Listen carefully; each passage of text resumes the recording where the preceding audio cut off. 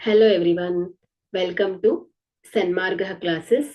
ಒಂದು ಚರಾಕ್ಷರವುಳ್ಳ ರೇಖಾತ್ಮಕ ಸಮೀಕರಣಗಳು ಪಾಠದ 5ನೇ ಪ್ರಶ್ನೆಯನ್ನ ಗಮನಿಸಿ.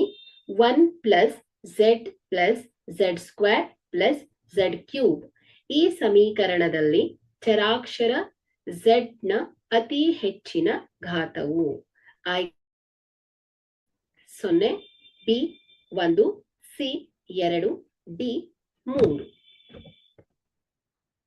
ಸೊ ಇಲ್ಲಿ ಒಂದು ಬೀಜೋಕ್ತಿಯಲ್ಲಿ ಚರಾಕ್ಷರದ ಮೇಲೆ ಕಾಣಿಸಿಕೊಳ್ಳುವಂತಹ ಅತ್ಯಂತ ದೊಡ್ಡ ಸಂಖ್ಯೆಯನ್ನ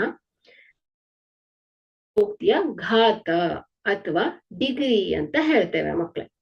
ಸೊ ಇಲ್ಲಿ ಕೊಟ್ಟಿರುವಂತಹ ಬೀಜೋಕ್ತಿಯನ್ನ ಗಮನಿಸಿದ್ರೆ, ಸೊ ಮೊದಲನೆಯ ಪದ 1 ಅಲ್ವಾ. ಸೊ ಇಲ್ಲಿ ಝೆಡ್ ಇಲ್ಲ ಅಂದ್ರೆ ಏನಾಯ್ತು, ಝೆಡ್ ರೇಸ್ ಟು 0 ಅಂತ ಹೇಳ್ಬೋದು. ಸೊ ಝೆಡ್ ರೇಸ್ ಟು 0 ಅಂದ್ರೆ 1 ಅಲ್ವಾ. ಸೊ ಎರಡನೇ ಪದವನ್ನ ಗಮನಿಸಿ. ಸೊ ಝೆಡ್ ಏನಿದೆ, ಸೊ ಇಲ್ಲಿ ಝೆಡ್ ನ ಘಾತ 1 ಇದೆ. ಸೊ ಇದರ ಘಾತ 1.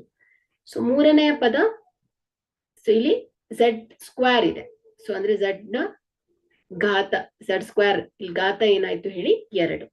ಸೊ ನಾಲ್ಕನೆಯ ಪದ ಝೆಡ್ ಕ್ಯೂಬ್ ನ ಘಾತ ಎಷ್ಟು ಹೇಳಿ 3.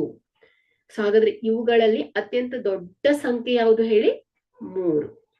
ಆದ್ರಿಂದ ಈ ಸಮೀಕರಣದಲ್ಲಿ ಚರಾಕ್ಷರ ಝೆಡ್ ನ ಅತಿ ಹೆಚ್ಚಿನ ಘಾತವು 3 ಆಗಿದೆ. ಹಾಗಾದ್ರೆ ಕೊಟ್ಟಿರುವಂತಹ ಆಯ್ಕೆಯಲ್ಲಿ ಡಿ 3 ಝೆಡ್ ನ ಅತಿ ಹೆಚ್ಚಿನ ಘಾತವಾಗಿದೆ. Thank you.